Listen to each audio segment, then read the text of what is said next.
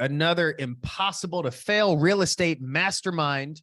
We got 3 of our all-stars here today bringing some questions. We're going to hit some good topics to allow you to make more money as a real estate agent. That's the goal of this mastermind. So Matt Solis has a question about staying top of mind for renters. We're going to hit on that for a moment. First, I always want to start with some wins that we're having here. I'm excited because all 3 folks that are on the mastermind today are all in the Earth to Orbit platform, and they're all having great results here. So Jason just said he closed a couple deals. So Jason, tell us, how did those go down? Oh, goodness. Well, I've been working with a couple for probably 6 to 8 months now. FHA buyer, things just we're just outbid left and right. People are not wanting to give us the time of day because we're FHA, we watched a couple of listings as they decreased on the market. They made some improvements to try to increase their appeal. And they still, I think, it's just been on the market so many days and folks are just like, something's got to be wrong with it. So anyway, I called the listing agent and got just a 411. What's up with it? And man, it turned out we came in and were able to get a seller credit to the buyer, paying all of their closing costs and an extra $5,000 to go to replace some garage door openers, do a little bit of waterproofing, things like that. So it was luck of the draw, building that relationship, I think, with the selling agent was really the winner there. Let's see. Oh gosh, I had another, a friend of mine, she and I have just kind of been friends, just kind of, just flirty friendship back and forth for a little while. And she's finally like, you know what? I need to buy a house. I was working with this agent and they just, it seems like they're dropping the ball. They're not like going to bat for me. So I just lost out on the contract I had. What can you do for me?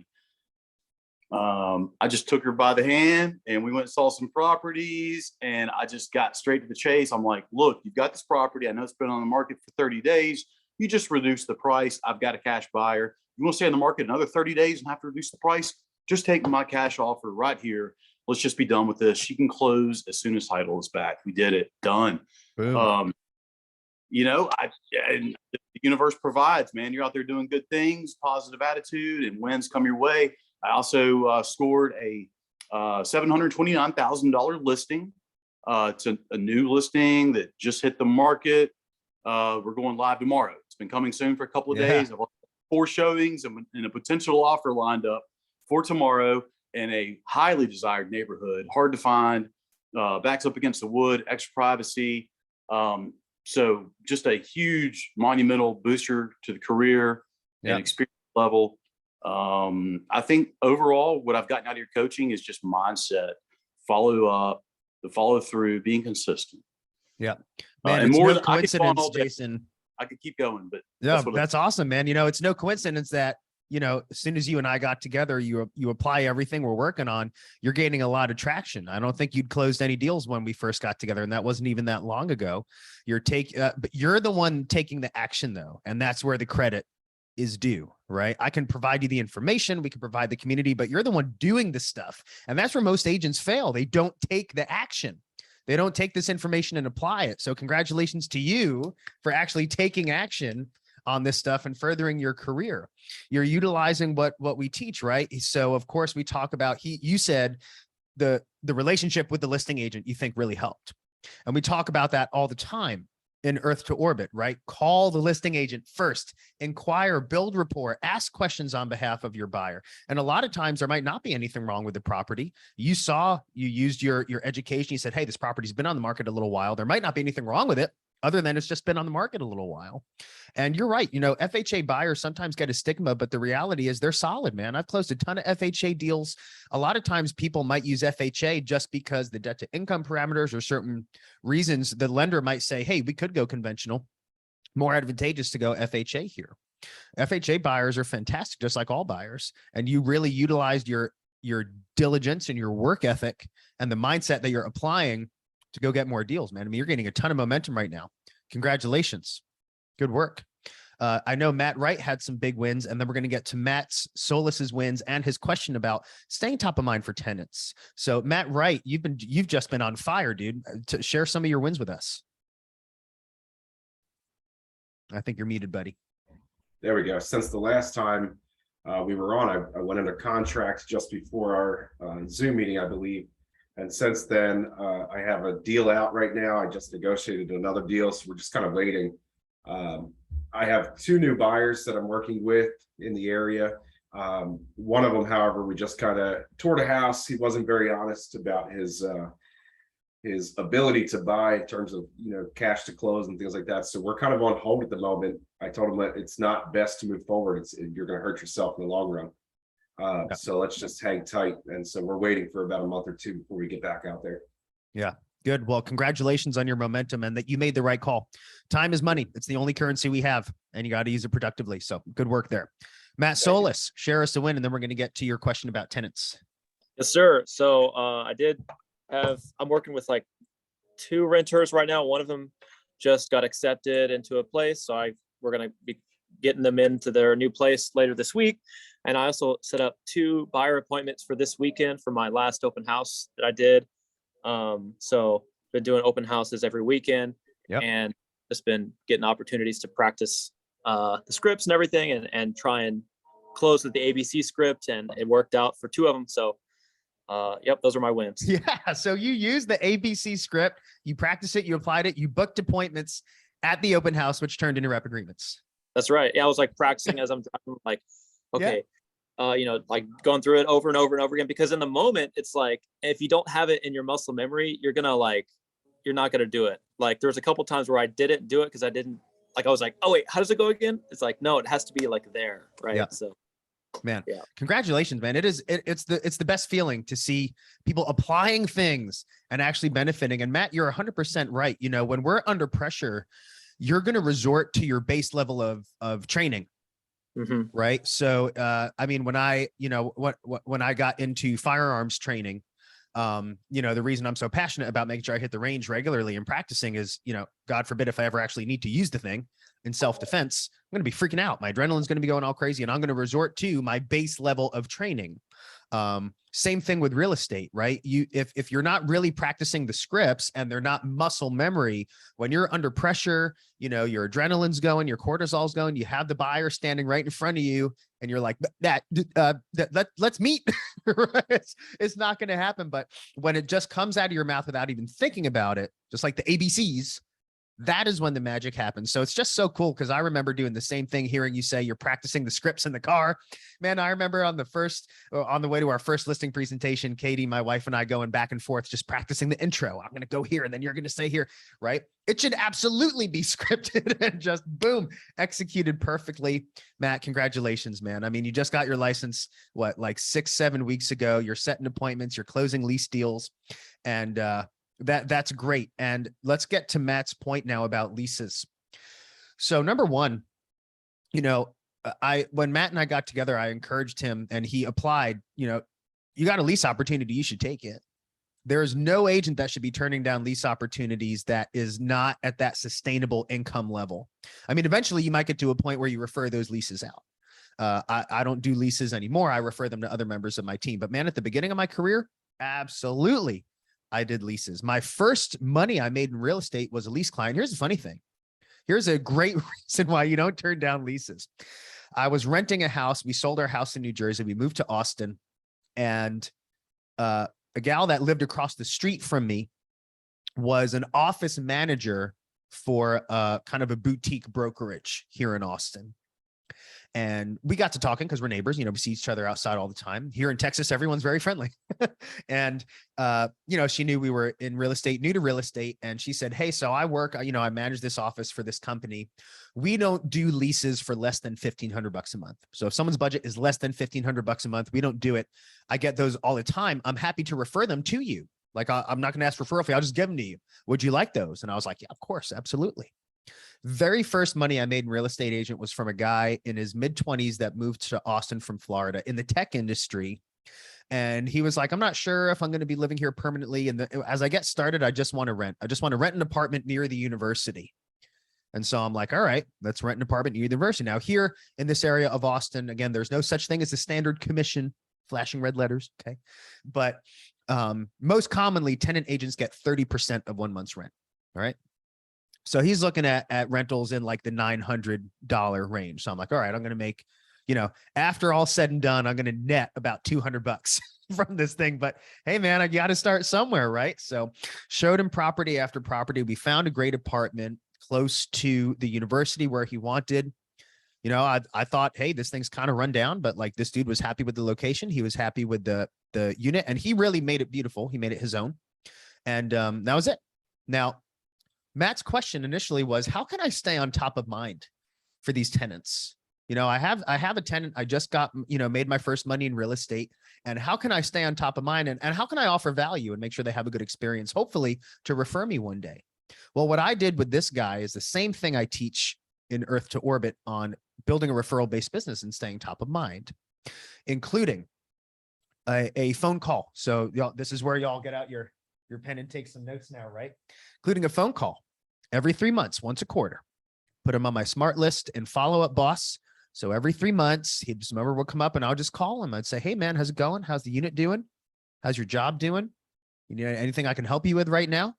Right? Matt asked a question about like, what value can I provide? So for sure, Matt, you should let them know, hey, remember, I know everyone you might ever need to get in touch with.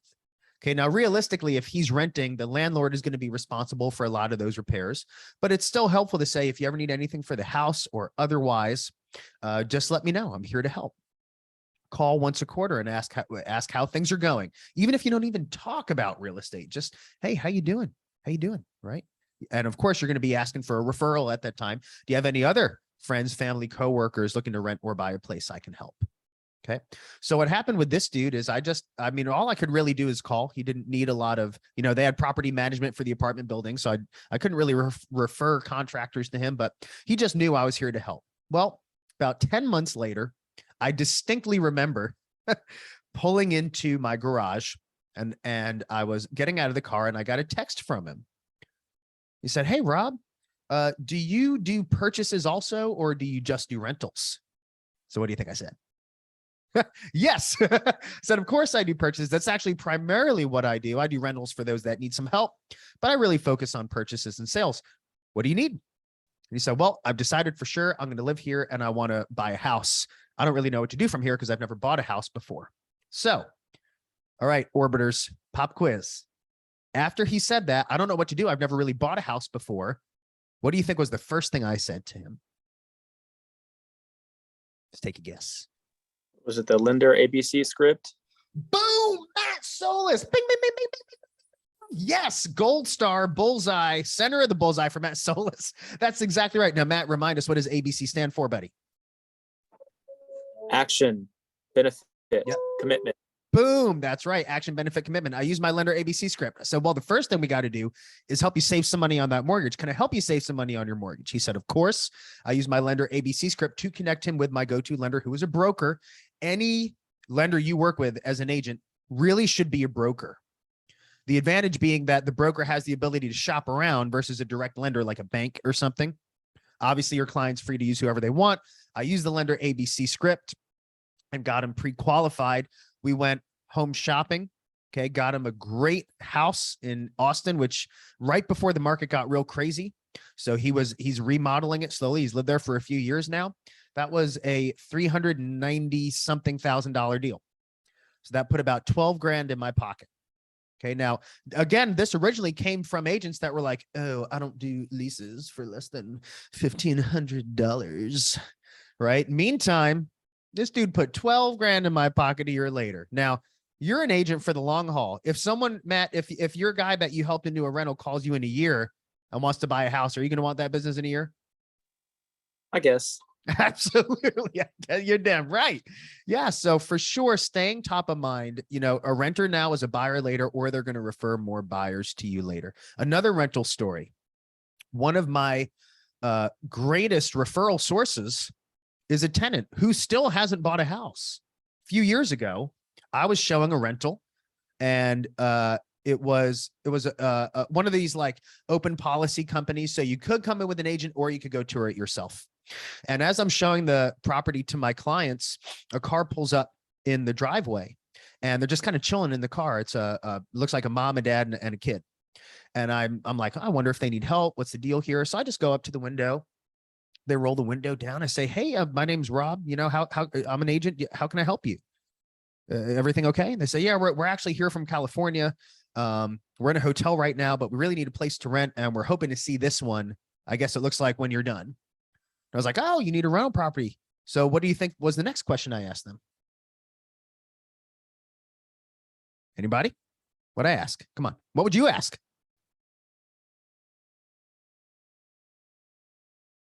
Are you working with an agent? Dude, we're psychically connected. That's right. That's exactly what I asked them. Are you working with an agent? They said, no. And I was like, do you want one? It's free. I'm really good. I can help you. And they were like, sure. So we hit it off. I got them into a beautiful rental house. And that was a couple years ago. Now, maybe 2.5 years ago or so. Now they have not purchased a property. They're still living in that rental house. But here's what happened. About 6 to 7 months later, he called me and said, hey, my dad is looking to purchase a property here. They visit sometimes. They want to have a property. We can come and the grandkids can come. So, and mom and dad do very well. So turns out I was able to help them buy a $550,000 property. Okay. It's mom and dad. Cool. So that was a $16,500 commission, right? That was a referral from a renter. Okay. Most recently, same clients, mom and dad, said, hey, we're looking for our forever home. We live in Colorado. We're actually going to rent out the property you sold us last year, and we're going to permanently move here. So we're looking for our forever home. Cool. Got that one done. That closed last month while I was on vacation. That was a $900,000 property. It put like $30,000 of commissions in my bank account. So now you add them together, we're talking about almost $50,000. Okay. That's a lot of people's yearly salary. We're talking about $50,000 that I put in my bank account as a result of 2 referrals that came from a renter. That same renter who is from California, you think he knows other people in California? Yeah. Do people from California move to Texas all the time? Yeah. And so he now has me working with, he referred another guy who is on a bit of a longer timeline, but he's ready to move here. And when he has like a $1 million and change budget. Okay. So when that deal closes, we're talking about almost $80,000 of commissions that came from helping someone with a rental. All to say, you should definitely never turn your nose up at rentals because you never know what they're going to come from. Okay. And so for Matt, how can we stay top of mind? How can Matt stay top of mind? So let's mastermind that a little bit. We already talked about calling once a quarter, which for sure has to be a staple for anyone in your CRM, and using the referral contest or SOI script to see if they know anyone else looking to buy a home, sell a house, or invest in real estate. Matt can call today. What are some other ways you can think of that it would be helpful for Matt to stay top of mind with his new rental client? Let's brainstorm. That's what a mastermind's for. No wrong answers here. Maybe like a monthly email or newsletter or something. That Absolutely. Absolutely. And in the how to build a referral based business, that is another thing that I highly encourage you to do, a monthly email newsletter. Now, you could take your own time to do it. You can find a company to do it for you. I used to do my own. Here now I pay someone to do our newsletters for our team. Here's something really cool that just happened with my newsletter. Actually, you know what? If you give me a minute, I am going to bring this over here and I'm going to share my screen. And I want you to look at this because this just happened like last week. Actually, you know what? Sorry, hold on. I got to edit this and take this guy's name out. So yes, newsletters. What goes in the email newsletter? What do you think goes in the email newsletter? Give me some idea of some content. Market update. Yep. House hacks. Maybe seasonal things to be aware of around the home. Recipes. Yep. Absolutely. All of those great things are perfect. Let me show you an example of what my team newsletter looks like. So here we go.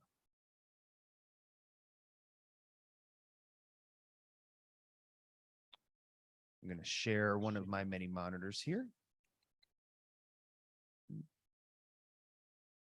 All right. You all see that now, the Pathway Home Real Estate Group, right? You all see that one? Okay. So I have a big vertical monitor here. That's what I'm sharing. So obviously it's branded with my team name. There's some hot buttons they can hear, go straight to a home search. This is from July. Now, keep in mind, I trained someone to do this. So I spend 0 seconds, and so do my team members.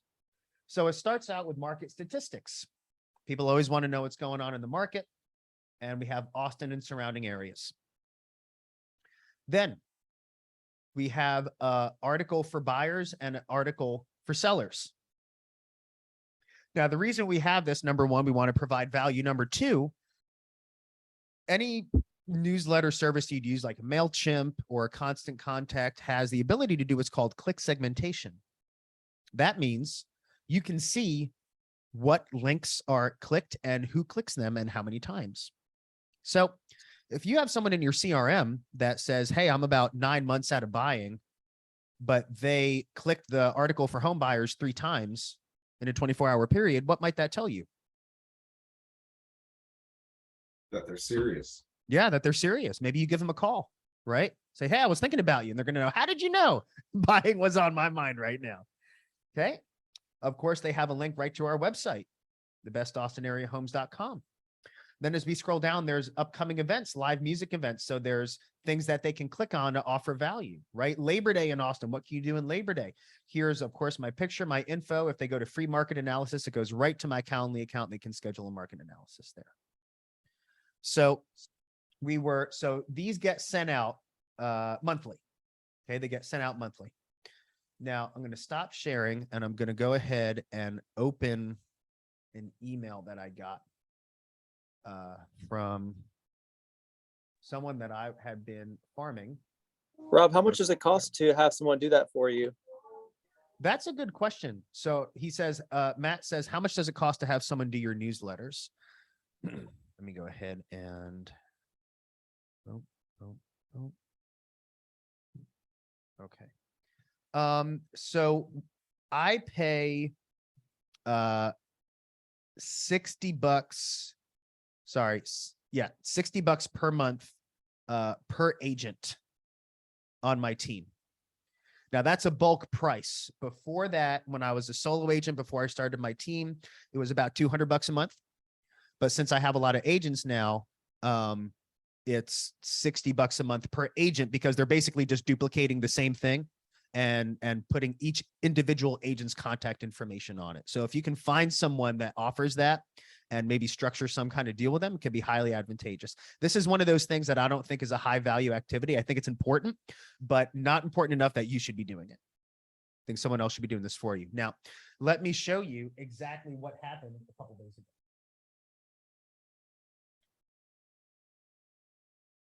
Check that out. Give me a thumbs up when you see the magic I'm talking about here. Can you see the screenshot? Yep. Look at what he wrote. Want to sell my house? Right? Can y'all see that? That screenshot right there? That's literally exactly what happened.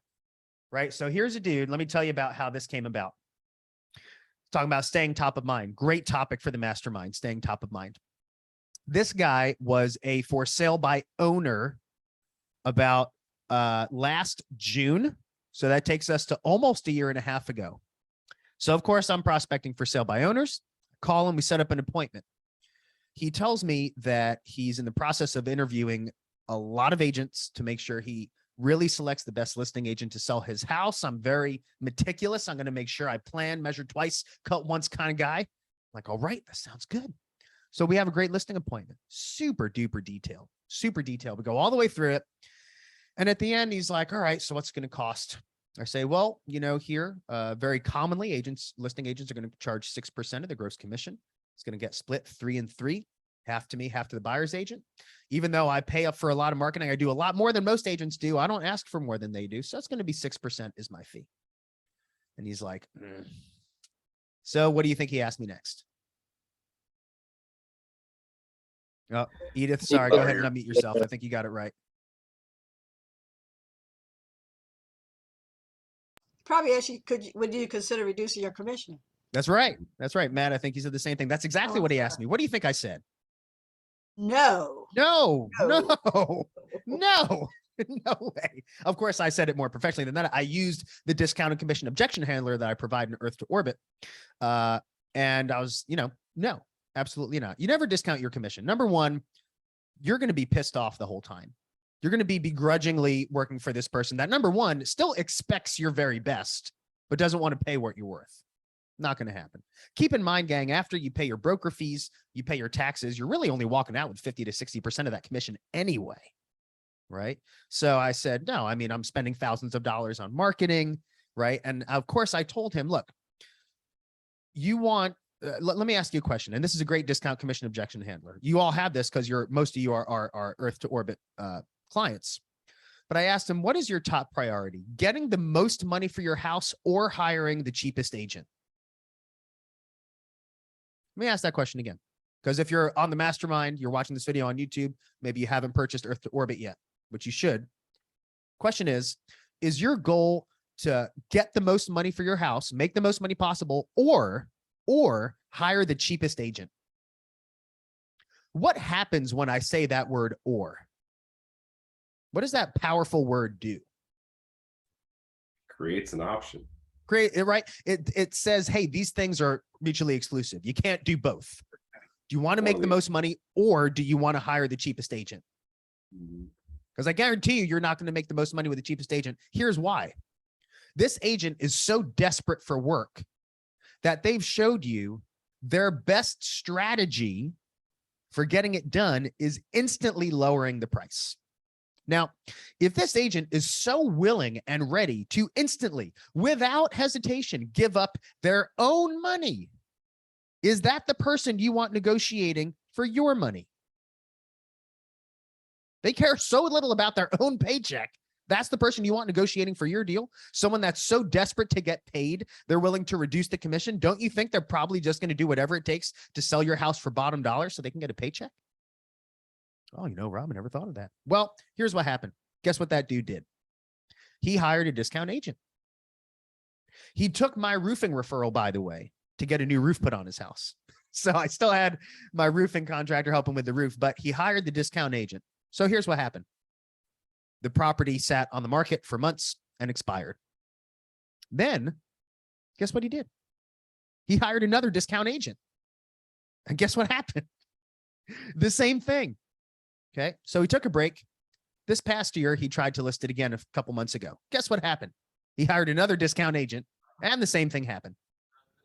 Okay, so finally, and so this dude's just been getting my newsletter, right? I haven't talked to him since then. Okay, he's just been, because that, right? I'm not trying to get that business. Okay, he's just getting my newsletters, and all of a sudden last week, I get a reply about 3 minutes after that newsletter went out that says, "You want to sell my house?" So, of course, I call him. I'm not about to jump into that right away.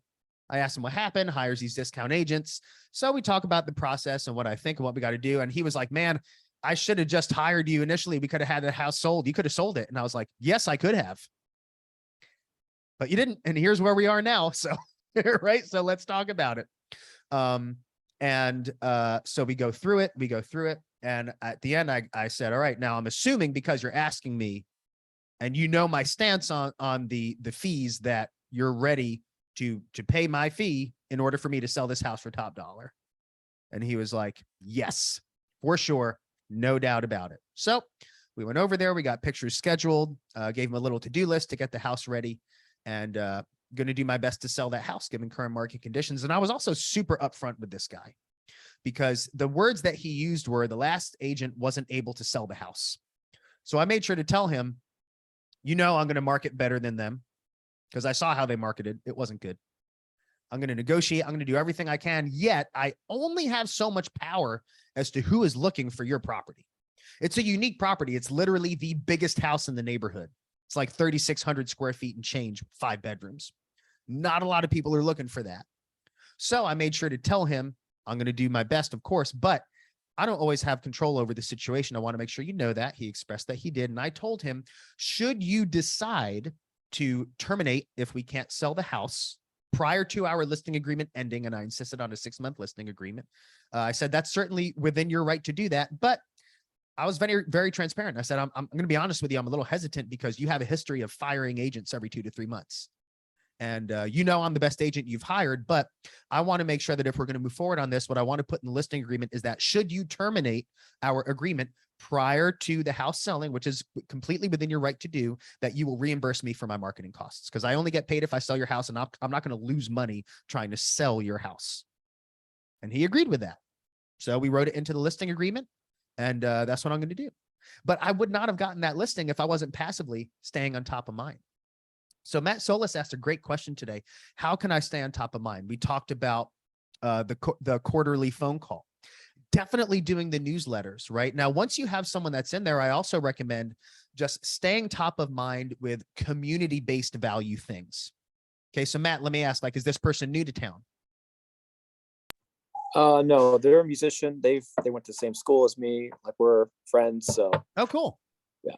Well, that's even better, because I would say just really make an effort to continue deepening your relationship with this person also. Right? Make sure you get together for that one-to-one. Of course, that's another great way to stay at the top of mind. Get that one-to-one going. You have music in common. You can gig together. You can go watch some music together. And just by the nature of having that relationship, of course, he's going to call you when the time comes. But definitely get that newsletter going, and definitely make sure you get that quarterly call going. Good stuff. Okay. We had an incredible mastermind today talking about how to stay top of mind, specifically for renters, and the value that passive staying top of mind can bring, like paying someone else to do your newsletters. Now, again, staying top of mind is one of those things with some closing thoughts here. There are free methods and paid methods to do it. With the free methods, like manually writing handwritten cards or manually writing out your newsletters, those are not scalable, really, because you're spending your own time to do it. But if money's tight, you're launching your business, you need to do the free methods. Okay, you need to do the free methods. Now, as you start having some money, you start closing some deals. That's when it really makes sense to invest in things like another company handling your newsletters, or something like Client Giant, or Send Out Cards, those services that can passively do that for you. Now, make no mistake about it, though. The personal touch of staying top of mind is something you have to continue. There is no substitute for making your personal quarterly calls to previous clients in your SOI. There's no substitute for you going to your previous buyers who are now homeowners and performing that annual CMA. Those are things you should be doing. But other than those two, it should all be as passive as possible. And it does work really well. So I want to congratulate everyone that came on this mastermind for their success implementing everything that you're learning in Earth to Orbit. If you're checking this video out on YouTube, join us live Tuesdays, 11 a.m. Central, zoomwithrob.com. Join us in this mastermind. It's free information. It's super high quality, and you're going to get the same results that Matt and Edith and Jason are getting, and Larry and Tanya, by just applying the information that you're getting. Okay, we're going to stop the recording now. Let's have a fantastic income producing week. I look forward to seeing y'all next time.